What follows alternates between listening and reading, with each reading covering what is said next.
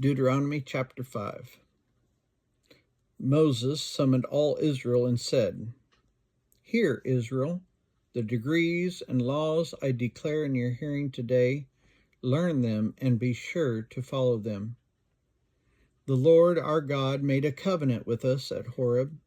It was not with our ancestors that the Lord made this covenant, but with us, with all of us who are alive here today.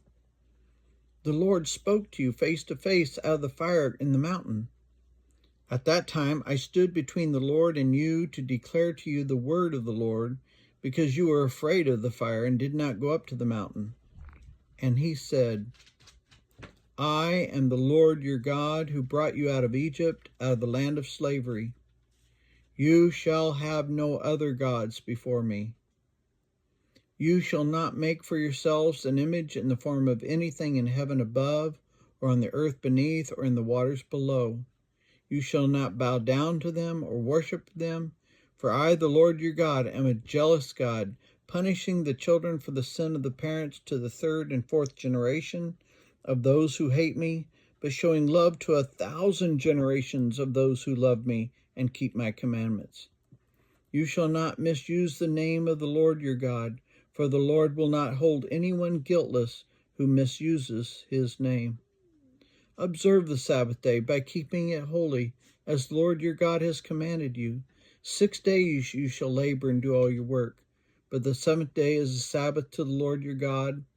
On it you shall not do any work, neither you, nor your son or daughter, nor your male or female servant, nor your ox, your donkey, or any of your animals, nor any foreigner residing in your towns, so that your male and female servants may rest as you do. Remember that you were slaves in Egypt, and that the Lord your God brought you out of there with a mighty hand and with a stretched out arm. Therefore the Lord your God has commanded you to observe the Sabbath day. Honor your father and your mother, as the Lord your God has commanded you, so that you may live long, and that it may go well with you in the land the Lord your God is giving you. You shall not murder. You shall not commit adultery. You shall not steal. You shall not give false testimony against your neighbor. You shall not covet your neighbor's wife. You shall not set your desire on your neighbor's house or land, his male or female servant, his ox or donkey, or anything that belongs to your neighbor. These are the commandments the Lord proclaimed in a loud voice to your whole assembly there on the mountain, from out of the fire, the cloud, and the deep darkness, and he added nothing more. Then he wrote them on 2 stone tablets and gave them to me. When you heard the voice out of the darkness, while the mountain was ablaze with fire, all the leaders of your tribes and your elders came to me, and you said, "The Lord our God has shown us his glory and his majesty, and we have heard his voice from the fire. Today we have seen that a person can live even if God speaks with them. But now, why should we die?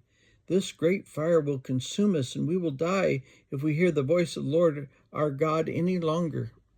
For what mortal has ever heard the voice of the living God speaking out of fire as we have, and survived? Go near and listen to all the Lord our God says. Then tell us whatever the Lord our God tells you. We will listen and obey." The Lord heard you when you spoke to me, and the Lord said to me, "I have heard what this people said to me. Everything they said was good. Oh, that their hearts would be inclined to fear me and keep all my commands always, so that it might go well with them and their children forever.